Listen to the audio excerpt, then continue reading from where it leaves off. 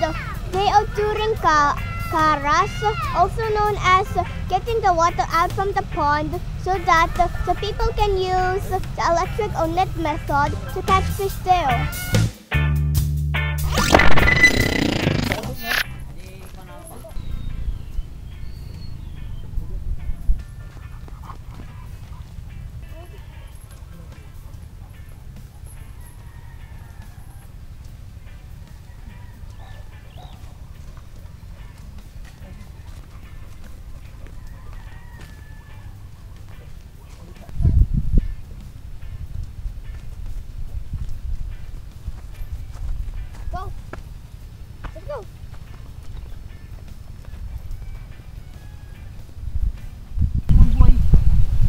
Okay, thirsty boy.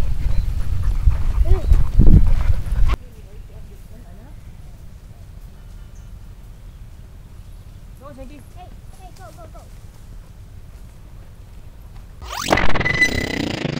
Gusto ko lang sabihin kung ano na nga ba ang nangyari sa 10 koi fishes na pinakawalan ko dito sa fish pond ng lolo. 3 buwan na yung nakalipas simula nung pinakawalan ko sila. Hindi ko na namalayan na bumaba na pala ang tubig. Hanggang sa crowded na ang halo-halong mga tilapia, hito, dalag, karpa at yun nga yung 10 koi ko. Kaya naman nawalan na rin sila ng oxygen. So nakakalungkot man sabihin, nag-chat sa akin yung mga friends natin dito na nagsilitawan na daw yung mga koi fishes. Hindi rin kasi nila namalayan na nawalan na ng tubig. Marami rin kasi silang pinagkakaabalahan.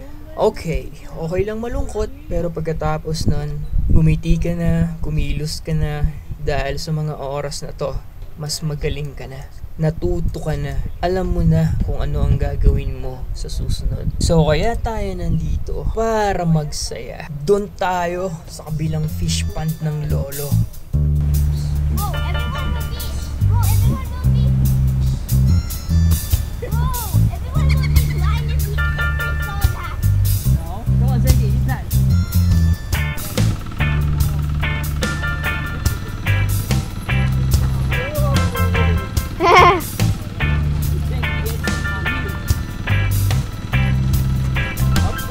Oy, naman, gwapo to.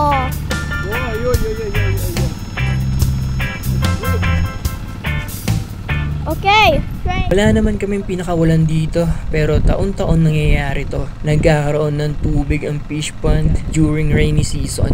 At nakakamangha lang kasi marami pa rin nakukuhang isda or na-harvest dito. Ang alam ko kasi hito at dalag lang ang nakakasurvive sa tagtuyot. Bago matuyo ang lupa, sumisiksik na sila sa ilalim ng lupa at lalabas na lang pag may tubig na ulit ang fish pond. Pero dito nakakakuha pa rin ng tilapia at karpa.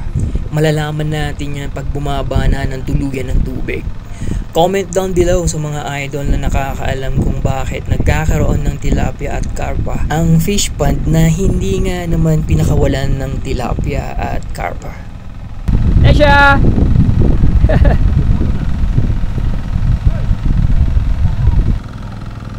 Eto malapit na!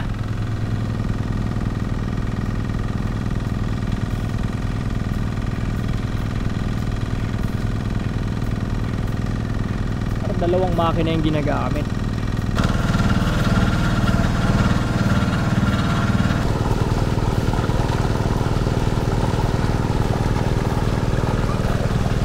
Oy, madulas kayo ha.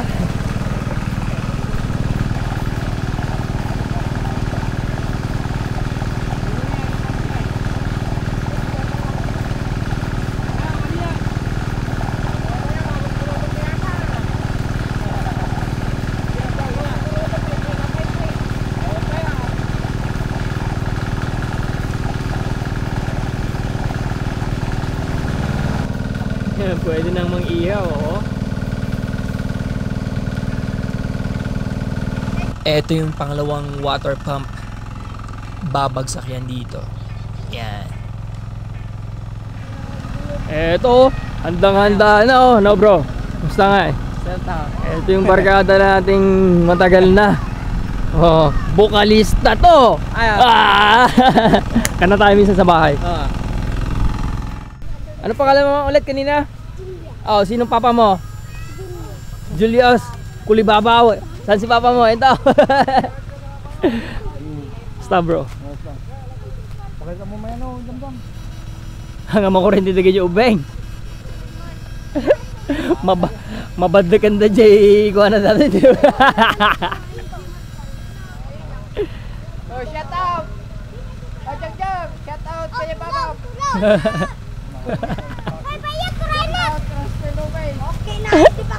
Hey guys, so we're at the fish pond here and they are doing karas, also known as getting the water out from the pond so that the people can use the electric or net method to catch fish there. Gusto rin nilang tumampisaw. Kumuha rin ng isda. Masaya yan. Ganyan rin kami nung bata kami, naranasan namin yan. Yung ginagamit namin dati, kamay lang. Tawag namin doon sa Ilocano, kamel. Yung kamay lang yung gagamitin mo. Siyempre, pag mababa na yung tubig, kayang-kaya mo nang habulin yung isda or huliin yung isda gamit ng mga kamay mo. So hanggang sa naliligo na ay mga batang ito, mamaya-maya hanggang sa ulo na yung putik sa nila, sa katawan nila kasi hindi nila may iwasan. Ay, isa, tingnan nyo, hanggang dibdib na yung putik sa ano niya. Hanggang mamaya maliligo na yung mga yan. Ganun eh. Alam natin na bawal na ang gumamit ng kuryente sa pagkuha ng isda. Pero since tatanggalin na natin lahat ng tubig nito at kukunin na natin lahat ng laman na isda ng fish pond, so pinayagan na lang natin silang magkuryente kung ano yung nakasanayan nila. Kanina laki nung nakuha nila, sayang hindi natin nakita.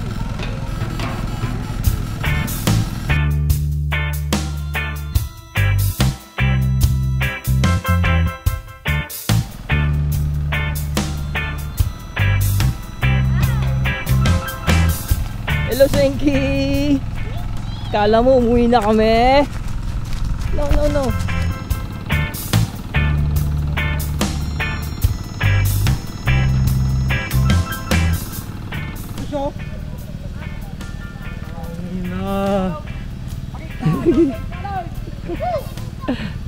Parang pating yan, no? Oh, paano yung Naruto tree mo?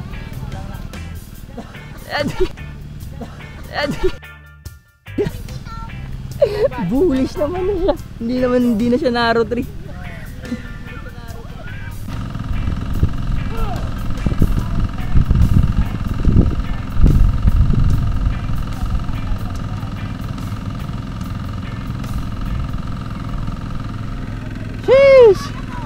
Doon na yun. Pakita. Oh, kinagdulpot nga ubing kagit ina eh. Pakita tanalam. Nagrugit mo.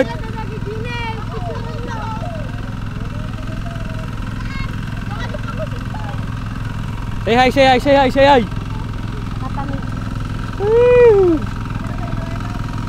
Hoy,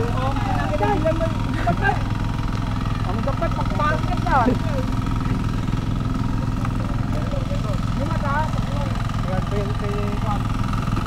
Kapit ya, okay. Okay, pataw. Big shot talaga nito upak niyo, boy. Ito 'yon, shout out. Pak. Out.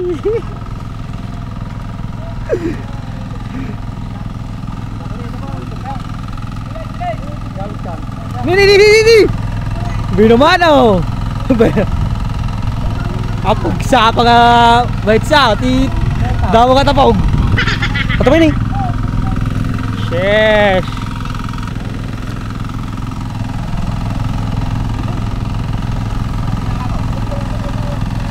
Panginan dami oh. Dakal gago. Ni. Get out.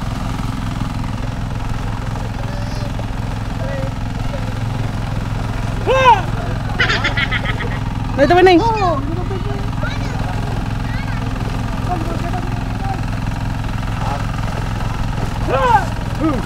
Ate dito na yun.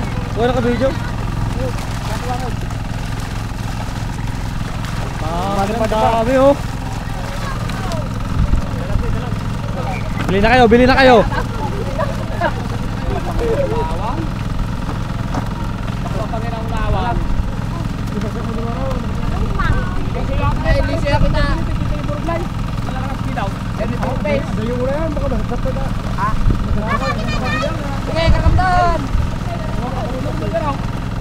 Okay lang to, namatay.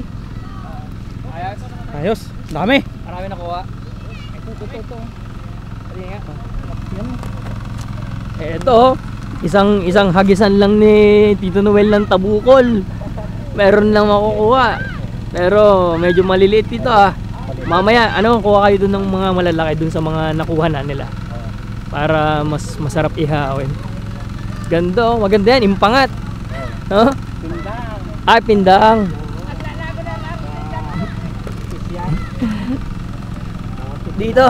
Dito may nagbebenta dito ng janitor fish. Tindero to, tindero. Balang, magkano isang janitor fish mo? Ano'y mo to? Nahuli niya janitor fish. Ginawa niyang matchbox cars. Hindi nila mahila-hila. Oh bro, marami talaga. Kaya pa doon. Pwede pang isang barangay yata.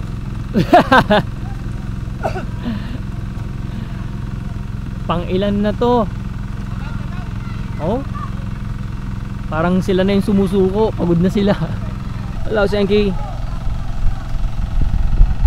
Ayan. Tapos iipunin muna nila sa isang lagayan bago hahati-hatiin para sa mga mag-share. Ayan. Kinakailangan pa nila ng ano kailangan ng Kyle? Kuliglig pa. Lagay pagkargaan, marami. Marami. Ako na yung pinaglalagyan nila. Hindi nyo inaasahan na ganyan karami. Dami pa dun oh. Nakikita. Saglit na lang yan ang mawawala. Nagdadry na yung nawawala na yung tubig. Ayos. Eto, isa pang nila. Isang run uli nila ng net. Yan kung gaano karami.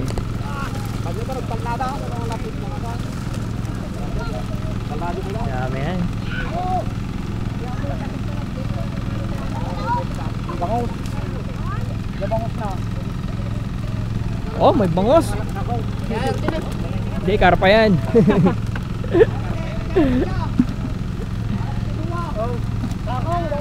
Dami. Grabe. Malakatan luwas ako. Wow, nililakaw. Wala na silang paglalagyan. Kailangan na nila ng sako kasi yung dalawang banyerang dala nila puno na. Dito ko muling naaalala at lalong na-appreciate ang lolo at lola. Dekada na ang lumipas nang sila'y pumanaw. Pero eto, wala sana ang araw na to kung wala itong fish pond nila. Hirap na hirap si Uncle Boy kung saan niya ilalagay yung mga nakuha. Ilalagay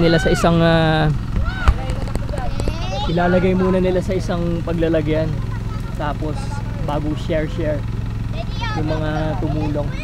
So, isang sako na naman yung dala ni Uncle Boy. Ilang alak kayang maubos niyan? Ilang alak kayo ba? Ito, malapit na matapos. Yan. Itong sakong to, puno. Puno, lahat yan, puno. Tapos ito, pakita natin. Yan May mga karpa. Mo- Tapos doon, daming karpa. Pare-parehasan nyo, Oh, puno. Ang lalaki ah. Yung sa kabila bro. meron pa na isa. Puno. Pati dun sa kabila Ngayon pa. Ito pa. Puno. Oh. Yung dalawang sako kamo. Tapos yung dalawang sako pa doon. Ayos. Saka marami pa. Tapos marami pang nakukuha. Hey, Senki. Psst. Yo. Sino nakikita niya doon?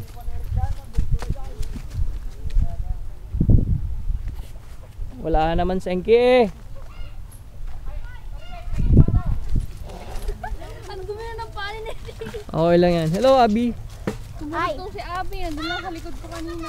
Kaya naman pala, kanina pa siya, parang may naaamoy siya, sabi ko, yung pala kayo na. Parating na kayo. Oo, naramdaman na kayo. Naramdaman niya kayo. Ang dami. Nagre-reklamo na nga sila kasi ang dami. yan. That's all they got, oh. Ayan, nagsishare-share na yung mga tumulong mag-angat ng isda. So, yeah. Ang dami fish. See, nice. At ito naman yung natira para paghati-hatian ng family. Ayan.